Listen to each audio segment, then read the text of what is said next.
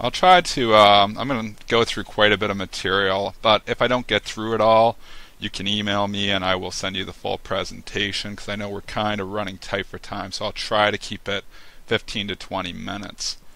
Um, just want to go through a few things. High frequency trading. So basically today's presentation, I'm going to talk to you about what the high frequency traders are doing out there. And then I'm just going to reiterate really what Bob said. He kind of stole a lot of my presentation there with the adjustments that we need to make. High frequency trading, 70% of the daily volume. What is it? It isn't defined. They're still trying to come up with a definition for high frequency trading. But we can define it really well. Just for instance, if you had Warren Buffett looking, he would say we're all high frequency traders. But perspective, we look at high frequency trading as having distinct advantages over human traders. Their advantages are mostly based on speed, but also with connections, having the ability to see order flow ahead of time by buying it from retail brokerage houses. They obviously have the ability to multitask on an exponential level. They also have the ability to track order flow, track orders, and paint like this mosaic of short-term order flow, which will allow them to predict short-term supply and demand. So when too many traders, short-term traders, get on one side of the trade, they will take the trade the other way, and vice versa. Basically, you could probably summarize high-frequency trading into four major categories: market making, rebate trading, different types of arbitrage, and technical trading. Looking at just the arbitrage, because we know what market making is. Obviously, we were market makers for quite some time, and that game's been taken away from us. And rebate trading, we've talked about that in the past too. Different types of arbitrage strategies that the high-frequency traders do. You have intermarket arbitrage, where basically they're just keeping the markets. When you have interlisted stocks, say like Deutsche Bank or Barclays trading over in Europe, that is setting the price over here. So basically, just the price of the euro times the foreign exchange rate will give you the U.S. price. And what they do is basically just sit out on the bid and the offer, and when they get executed, then they just do the quick arb. Obviously, we can't participate in that game. That is all high-frequency trading. So we don't do that anymore. Exchange arbitrage is basically where you will see these trade throughs sometimes where they will instantly buy on ARCA, sell on INET. Years ago, we used to be able to participate in this type of game too. You can't anymore. The high-frequency traders have monopolized that, so don't even try to play. So all these games I'm showing you right now, I'm showing you what they do, and we can't be doing what they're doing, obviously. Information arbitrage. This is just basically what Hank had said, what Bob had said as well. Information arbitrage is just basically exactly that, taking new information and quickly sweeping out the book to adjust for those prices. Like for instance, I think it was yesterday at SHAW getting taken over by CBI. So basically, the news algos, which is what we call them, will sweep out everything in the book when that news hits the wire. They have their algorithms that will read the news, they read the takeover price, and the stock I think was trading SHAW at around 26 bucks. It came out, I think it was around 7:30 or 8 o'clock Eastern time, so an hour and a half before the market was set to open. But there's people that are sitting orders out there, limit orders, in the pre-market, and they get picked off. So basically they just buy everything up to the price, which in this case was $41 plus it was 0.12 shares of CBI. So the algorithm quickly calculates that and buys everything up that it can to that price. So it bought stock 28, 29, 30, and all the way up. And it actually got a lot of stock. I remember looking at the trades. We might do a show on this later on. I could actually show it to you on the pre-market info site. But they got a ton of stock at 29 bucks. I think they got over 10,000 shares. So just doing the quick math, quick flipping it out at $43, $44, 150 grand sitting right there. So there's no way to compete on that. But what you want to know is don't be sitting your limit orders out there and get picked off, because most of the time you won't get executed unless you are getting picked off. So limit orders are definitely toxic in this market, especially before the market opens or after the market, because of this information arbitrage. Statistical arbitrage, all kinds. Now this can be all kinds of different types of trading. There's pair trading, ETF arbitrage, where basket trading, program trading, all that stuff can flow into this. opening arbitrage. So this is stuff like that Hank was talking about. All this stuff is done. Now, none of these strategies are inherently bad. These are kind of like the stuff that I believe actually makes the market more efficient. So all of our arguments against high frequency trading have nothing to do with any of these types of strategies. It's just human market making evolved, and this is what the traders did on the floor years ago, and this is what the computer systems do now efficiently, more efficiently than humans did it before. The problems that we've had, and the problems I discussed in the pre-market info site, and the problems we've talked about is the predatory strategies. And these strategies are more or less just any type of algorithm that tries to front run other orders. For example, predatory market making, where we've obviously talked and covered the sub-pennying internalizers, where obviously you sit your limit order out there, and there's the high frequency internalizers that get the order flow that they're buying from retail brokerage houses, and they take the other side of the market orders that would normally interact with your limit orders. So by you sitting out the limit order out there, normally you're only executed when the quote rolls through you. That means when the bid becomes the offer. So that's the one disadvantage, and this is why we obviously can't make markets anymore.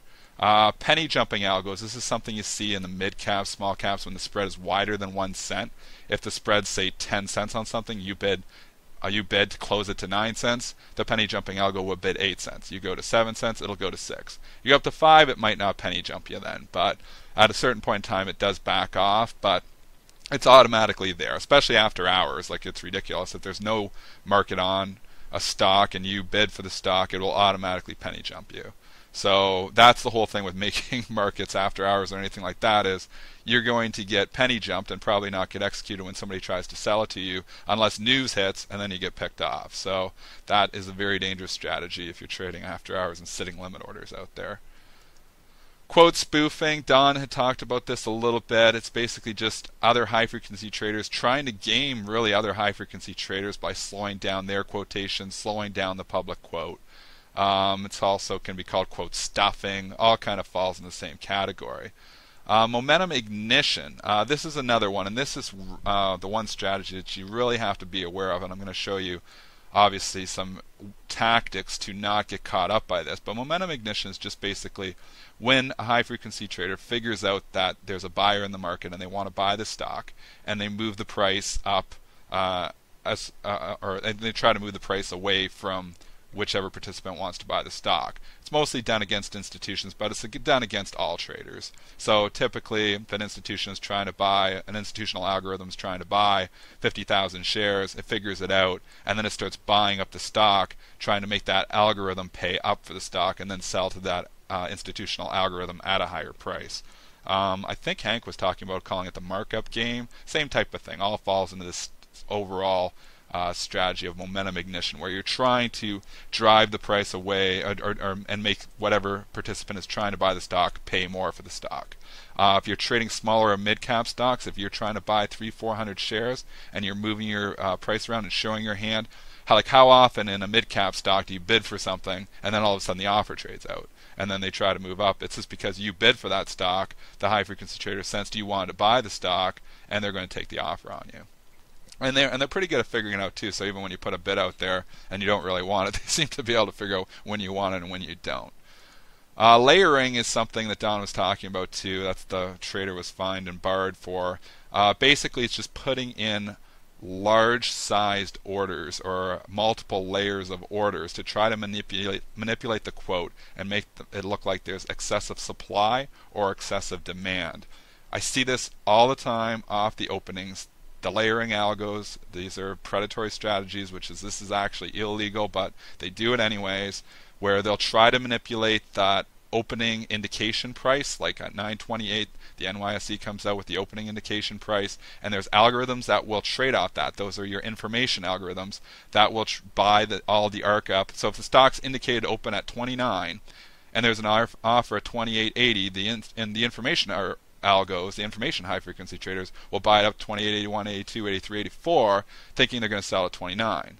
But there's orders on the book that other high-frequency traders are trying to make those algos, those opening indication algos, information algos, pay up, and then they turn around, they cancel their orders, and it opens actually down. So it was actually the layering algos that were trying to sell their stock by putting these fake bids in there. Humans could do that too. It's illegal. Do not do it. But I see it all the time. Don't get caught up by it. So if you see a whole bunch of bids or you see a huge buy imbalance, how often do you see those flip? Those are layering algos just trying to manipulate the quote, and they're actually trying to game other high-frequency traders. It's like bots versus bots out there, and that's what they're trying to do, is just game other high-frequency traders. So, and all this stuff, I didn't go into too much depth on it, but what we're going to say is on our pre-market info site, we're going to start doing high-frequency trading Fridays, and every day we'll cover some type of high-frequency trading strategy or some type of high-frequency trading thing on premarketinfo.com, and hopefully give you a little more detail, maybe some examples of some of these strategies that are going on. And as we find new ones, we'll put them on the site there as well. So how do we compete? High-frequency trading, here to stay. How do we stay profitable? Well, it has one inherent flaw. Obviously, high-frequency trading is highly predictable because it's just been programmed in to do exactly what the program is programmed to do. So the one thing is, if we stay ahead of the game, we can get an edge because a human being can respond immediately. But if there's something new happening, the high-frequency trading can only respond in the way it was programmed. If circumstances have changed, then the trader running the high-frequency program has to identify those changes, reprogram it, and then so it gives you a little bit of an edge there. And also just to know where they're trading, when they're trading, helps as well. So obviously off the bat, in the first few minutes of the day, the high-frequency traders aren't as active as I've been saying because there's uncertainty in the price, and high-frequency traders want certainty. If you're trading at noon and you're coming into a stock, you're probably going to get gamed because that's when it's just high-frequency traders versus high-frequency traders, and they sense any fresh. It's kind of like sticking your foot into a pool of hungry piranha. They're going to bite your foot off. So you have to know at certain times of the day, and those specialty times are between 11 and 2. There isn't a lot going on. It's just high-frequency traders trying to game anybody that comes into the market. So you got to be careful. Certain times of the day are more prone to see high-frequency traders than other times of the day. But we need to adjust our overall trading styles, and Bob was just talking about this as well. First thing is, don't show your hand. When you bid for a stock, they will try to, the whole momentum ignition, the whole try to move the price away from your price, especially in the mid caps. I'm a big fan of taking liquidity. So not saying use market orders. Never send a market order because market orders are game too. They'll see the market order coming up the pipeline, move their offer, try to make that order get executed at the worst possible price. But what I mean by using more active orders is if you see the offer at 25.75, put 25.75 as a limit order. Just take the offer. And I do like to route direct too. So if I see that it's Edge offering 25.75, I send the order using Edge. If you send the order using a smart router, sometimes the high-frequency trader will see you coming up the pipeline and then take the offer on you, because the way the smart order works, it routes in a certain, depending on how that specific smart order is programmed, it routes in a certain order. And as soon as you ping that first exchange, you basically have just tipped off every high-frequency trader that there's an order coming into the market. So if there's no liquidity on that first exchange that the order pings, the high-frequency trader is now alerted that there's an order coming in that might go to another exchange, and it might grab the offer on you. So I'm a big fan of grabbing the offer directly. Now, if you're trading illiquid stocks, you don't want to be just paying, if it's 20-cent spread, you don't want to be paying the bid and hitting the bid and paying the offer, because that spread's going to add up and kill you in the long run. So what I say is, I'd like you to trade more liquid stocks, but if you have to trade illiquid stocks, just wait for don't put your bid out there hoping it to get hit. Sit back and wait for the offers to come down to you. So basically, when the spread tightens, don't be afraid to pay the spread. Trading time frame. This is what Bob was talking about. We need to lengthen our time frames. We cannot compete in market making world with the high frequency traders. We can't sit there and scalp the spread. It's just not viable anymore. This worked for years for us. It hasn't worked in the last 2 or 3 years. It will continue to not work. The high frequency traders have monopolized this from us. So we need to lengthen our time horizon, become like those traders that are taking swing traders, for instance, or hedge funds, where you're taking positions on for longer periods of time. I mean, we've talked about AT&T and Pfizer and all your dividend stocks being in favor on the pre-market info show for the last 6 months. Those stocks continue to make new highs because they're just in play. Everybody's looking for yield in this market. 4%, 5% dividends are attractive investments. So every time those things pull back, it seems to be another buying opportunity. So if you have that overall in your mind coming into the day and you get a pullback on AT&T of 50 cents or 80 cents or a buck off of earnings, think about that and maybe take those opportunities, because people will come back in to buy those stocks. It's just what's been working. So, and obviously that doesn't always work. That's what's working now, and that's why we do our daily show, to try to tell you what is working right now. Trade liquid issues. So again, I'd stick with stocks that have a 1 or 2, 3 cent spread if you can at all, because paying a 10 or 20 cent spreads really add up. So try to trade stocks that are a bit more liquid and trade them in a longer time frame. And tape reading. I do a lot of tape reading. It's an art. It's something you're not going to grasp overnight, but try to read the tape. Read the sub-penny trades. Try to figure out which way the more informed money is moving. You can kind of feel like when everybody's on one side of the trade too. Like if you see a big print, a lot of times you get that opening shakeout where you have all the OPG traders got long off the open, then it shakes out, and kind of like Hank was saying, and then it turns around at 9:46 and starts going the other way. So there's always a shakeout, it seems like, but read the tape when everybody's on one side of the trade. The high frequency traders will drive it the other way. So that's pretty much it for me. I wanted to keep it short here today, so I flew through the material. And if you do have any other questions, feel free to ask me now, or you can email me, dennis@premarketinfo.com. That's our website. I'll just take you there right now. We do the morning show every morning at premarketinfo.com. It comes on about 8:40. We will be going live with the shows, and if you're interested in participating in the live shows, that is set to start sometime in the next week or two. You can email me, dennis@premarketinfo.com. You can participate in the live recording. We have questions and answers after, and we can really get you ready for the trading day. We'll probably be on those live shows from 8 a.m. to 9 a.m. With 20 minutes recorded for our public to view as well. So if you're interested in those live shows. Obviously, we do the S&P numbers every day. We do support and resistance numbers on the E-mini. We do them on Apple. We do them on ExxonMobil and the top 10 components, IBM, Microsoft. We basically outline which levels have been significant. Like ExxonMobil, that 88 level has been huge on that. Keeps getting up to there over the last 2 years and keeps failing up at that. And it failed again yesterday. So if you're just aware of these numbers, sometimes it can really help. But that's all I've really got here to show you for today. So if you're interested, you can email me. And if you have any questions, feel free to ask. Thank you, Dennis. How do you hear me? Hear you good. Okay, I'll see if there's a couple of questions here. Dennis, what's your definition of a liquid stock volume parameter, bid offer parameter? Bid offer parameter 2 or 3 cents. You start trading stocks that have 10-cent spreads, you're asking for trouble. Unless you're doing like really long-term trading, swing trading, maybe you can.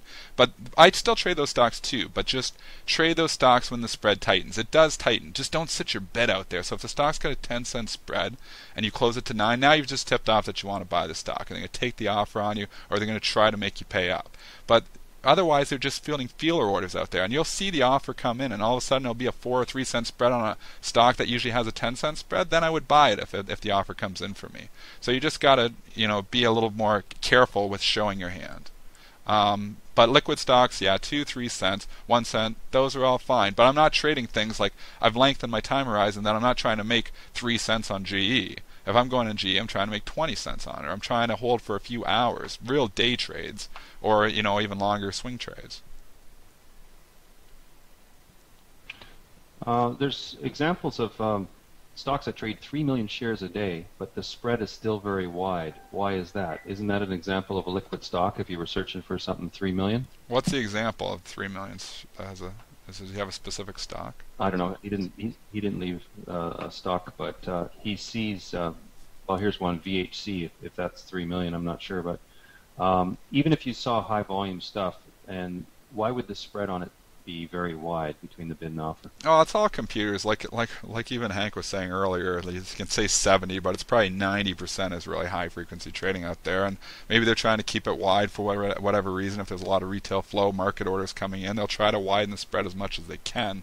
So, but either way, I wouldn't define any stock that's a 10-cent spread. I wouldn't define as liquid really, unless it's like a $300 stock or something. Then a 10-cent spread, like on Apple or whatever. If you're using Apple as an example, they seem to always have a 10 or 15-cent spread, but it's a $500 stock, so it's relative. When I'm saying 2 or 3 cents, I mean when you have a price of under $100. So, if you're using Apple for an example, though, Apple actually isn't that liquid of a stock. Try selling 1,000 shares of Apple. It's not that easy. But it's liquid, but you got to pay the spread. So for the most part, it's kind of tricky. It's an art, but definitely don't try not to show your hand when you're trading these things.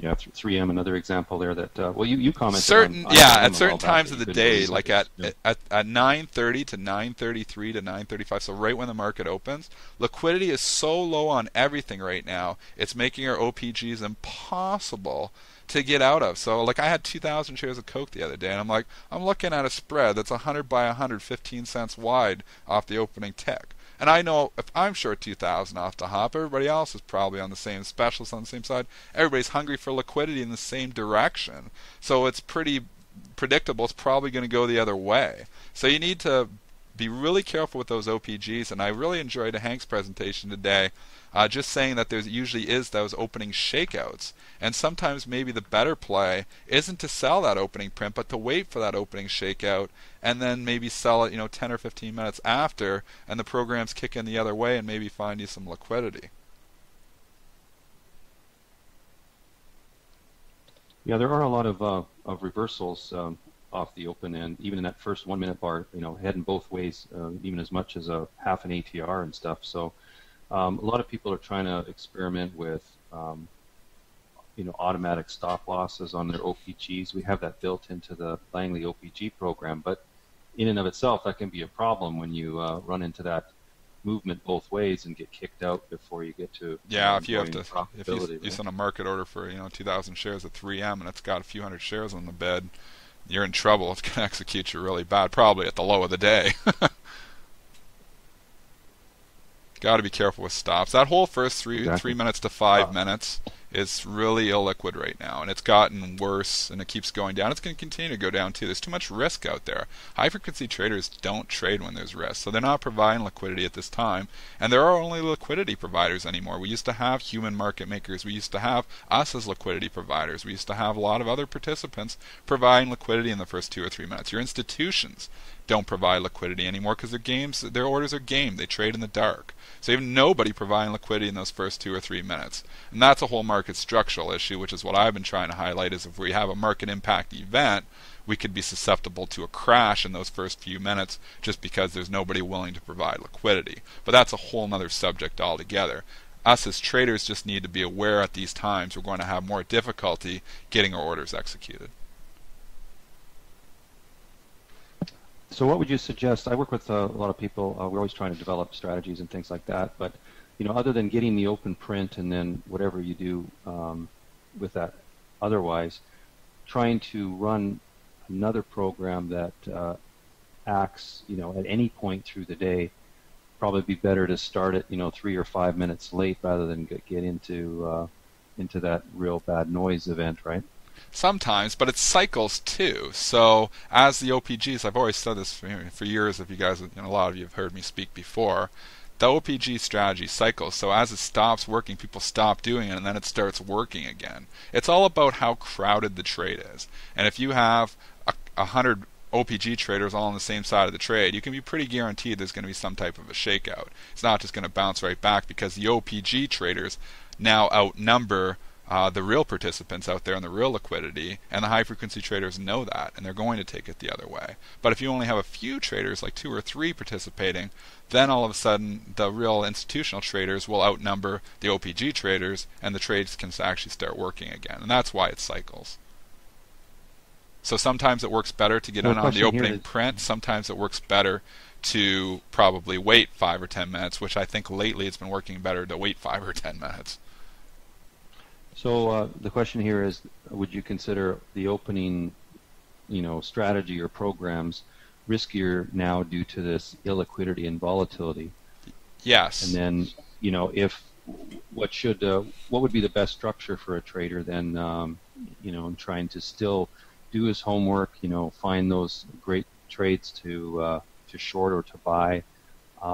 Would you suggest that just have a little longer approach, or do hedging with the spider or something, or what would be your suggestion to help opening traders? All of the above, really. You can sometimes hedge. Sometimes I will use hedges. Sometimes if you get something like Coke and all of a sudden everybody's shorting Pepsi, they're all doing the same thing and it gets crowded the other way, and you'll see at the end of the day the Coke-Pepsi spread just blows out. And it was almost predictable that it was going to blow out because all the pair traders or all the traders that hedged with that went in that direction, and the high-frequency traders sensed that too. So it's kind of funny. Sometimes that works, sometimes that doesn't.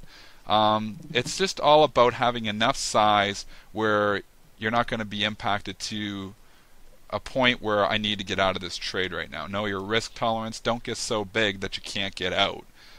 You can still always liquidate a few hundred shares, but do we really all want to trade in 200 or 300 shares when we used to trade in 5,000 lots?